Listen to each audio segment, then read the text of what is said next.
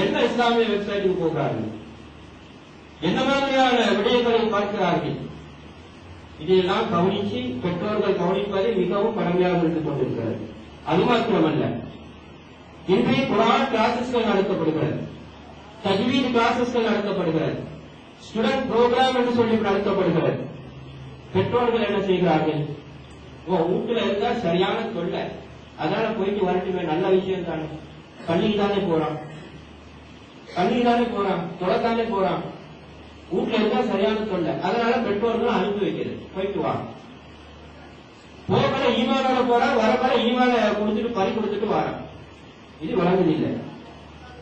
இன்றைக்கு எங்களுடைய பெற்றோர்கள் செய்யக்கூடிய, எங்களுடைய அமல் சுன்னத் வல் ஜமாஅத்துடைய பெற்றோர்கள் செய்யக்கூடிய மிகப்பெரிய ஒரு தவறை நான் சுட்டிக்காட்ட விரும்புகிறேன். இந்த நேரத்தில் மன்னிக்க வேண்டும், உங்களுடைய நேரங்களை நான் எடுத்துக்கொள்ள விரும்பவில்லை.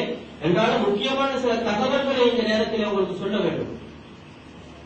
இன்று சர்வதேச கலாசார இன்டர்நேஷனல் ஸ்கூல் என்ற பெயரில் எத்தனையோ இங்கிலீஷ் மீடியம் ஸ்கூல் இங்கு இருக்கிறார்.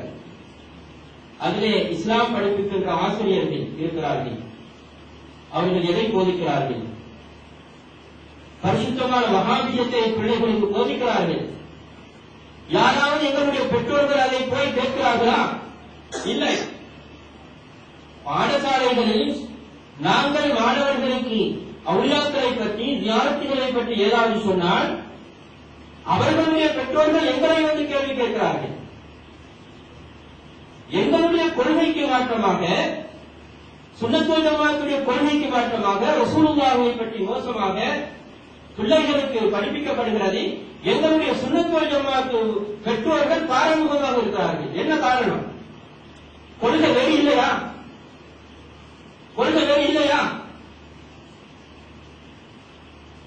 பிள்ளைகளுக்கு வழிகாட்ட போதிக்கப்படுகிறது.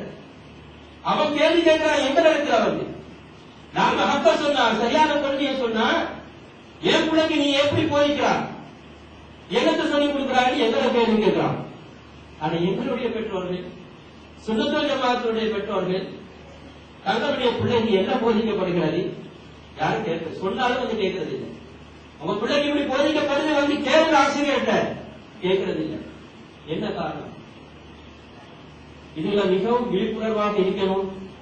பெற்றோர்களே மிகவும் விழிப்புணர்வாக இருக்கணும்.